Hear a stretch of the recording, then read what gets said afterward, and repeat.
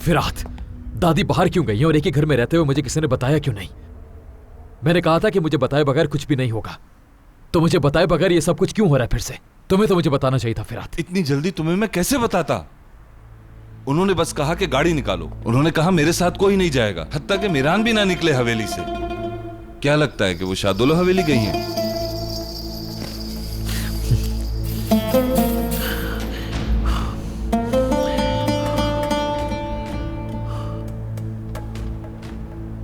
नहीं, मैं पागल हो जाऊंगा। बस अल्लाह करे कि आपका यहां ना होना शादुल्ला खानदान से ना जुड़ा हो दादी जान।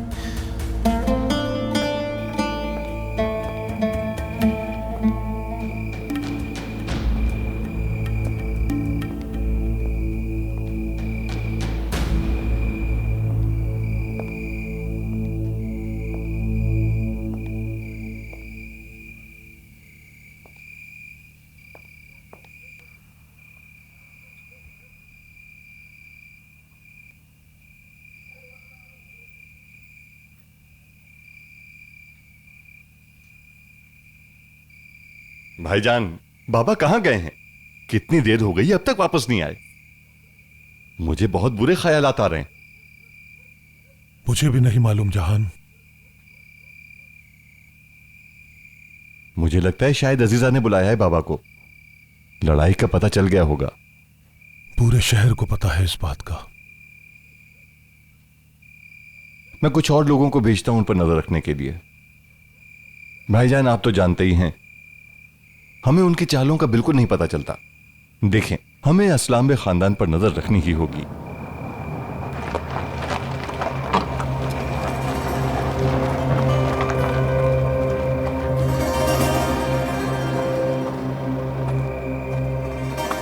बाबा, आप आखिर कहां चले गए थे? फौरन आजाद को बुलाओ।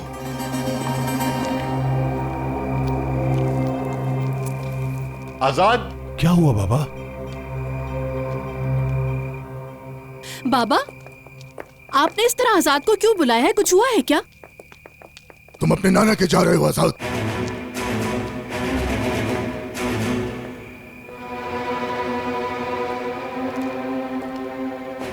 ऐसा क्यों कह रहे हैं?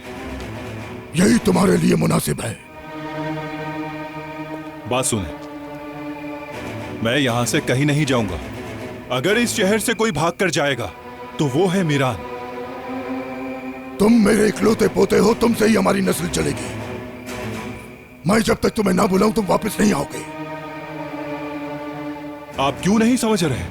उन्होंने मुझ पर इल्जाम लगाया और छुपना भी मुझे ही होगा। आखिर क्यों? हाँ, क्यों? शादुल्ला फैमिली के पास आजाद को भेजने के अलावा कोई रास्ता हो भी नहीं सकता। आखिर कब तक छुपाएंगे इसे और इस पर लगे हुए इल्जाम को कैसे हटाएंगे बाबा? कब तक ये इसी तरह भागता रहेगा? ये कोई मसले का हल नहीं है। आप समझ क्यों नहीं रहे? इस तरह दुश्मन की जीत होगी और वो हम पर इसी तरह से हावी होगा। खामोश हो जाओ, खामोश। ये फैसला तुम्हारे और अपने पोते आजाद के लिए किया है मैंने। वो लोग हमसे इंतकाम लेने के लिए तुले बैठे हैं। उनकी नफरत बढ़ गई है। तुम्हें जितनी फिक्र आजाद की है उतनी ही मुझे भी है बहू। आजाद अपने नाना के पास जाएगा और इस बात का हमारे अलावा किसी को नहीं पता चलना चाहिए।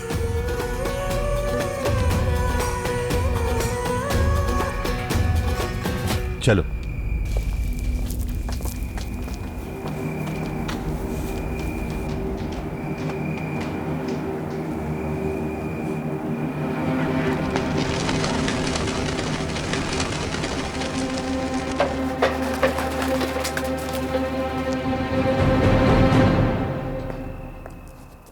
उठा रही। किस बात का गुस्सा है? कहां गई थी आप दादी जान? कहां थी अब तक? तुम्हारे बड़े जब इस दुनिया में नहीं रहे, उन्हें बताने के मेरे घर वाले मेरे साथ नहीं। वो भी इस वक्त? कब्रिस्तान में जाने का कोई वक्त होता है क्या?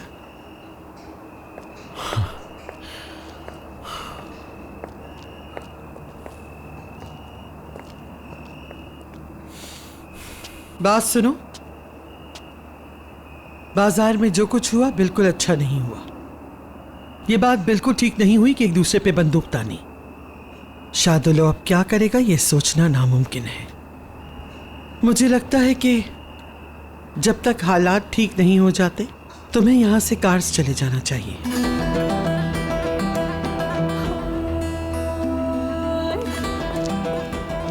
क्या कहा आपने दादी? मैं जरा समझा नहीं।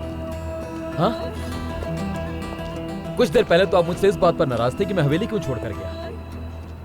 तुम्हें लगता है मैं तुम्हारी दुश्मन हूं? मेरा सिर्फ एक ही दुश्मन है और वो शादुल्लू है। मीरान, मैंने तुम्हें पाला है। मेरे लिए सबसे ज्यादा जरूरी बात तुम्हारी हिफाजत है। अगर मैं कुछ नहीं कहती इसका ये मतलब नहीं कि कोई खतरा नहीं है। मैं नहीं डरता किसी से, चाहे जो मर्जी आए वो कर ले। मैं कहीं नहीं जाऊंगा। जैसी तुम्हारी मर्जी। मगर अब जो मैं तुमसे कह रही हूं बहुत ध्यान से सुनना।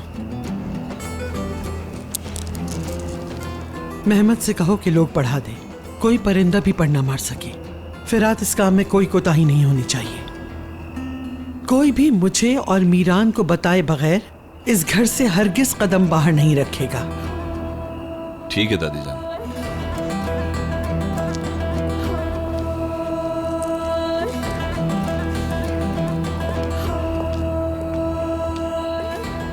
अस्मा, जल्दी से मेरे लिए एक अच्छी सी चाय बना के लाओ। इन्हें अभी भी चाय की पड़ी है।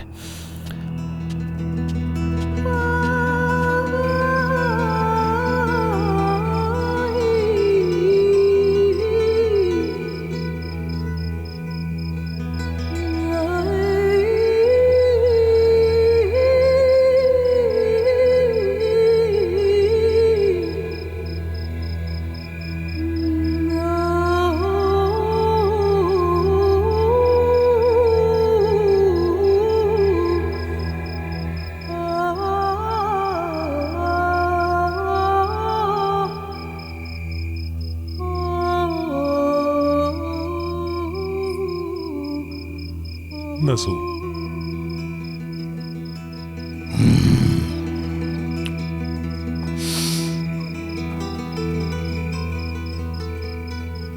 सब ठीक होगा। नसू, इतना ना सोचो।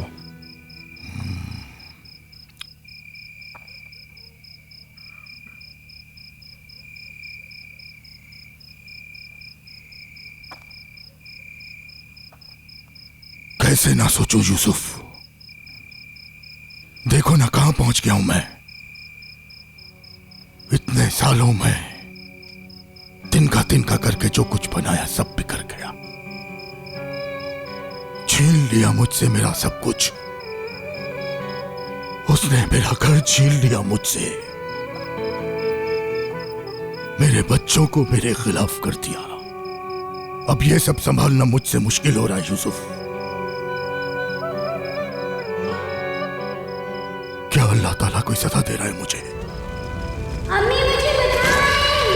बाबा मुझे बचाएं! अम्मी मुझे बचाएं! यहाँ हर तरफ आग लगी हुई है। कोई है, बचाओ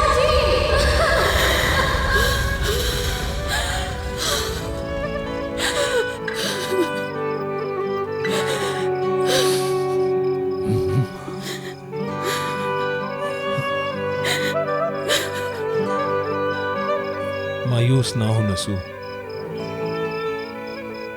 अल्लाह हर किसी का इम्तिहान लेता है, लेकिन अपने बंदों पर रहम करता है। अल्लाह अपने बंदे पर इतना बोझ नहीं डालता। तुम भी इतना मत सोचो। तुम सही कह रहे हो यूसुफ। हर खिजा के बाद बहार आती है और वो बहार लेकर आऊंगा मैं।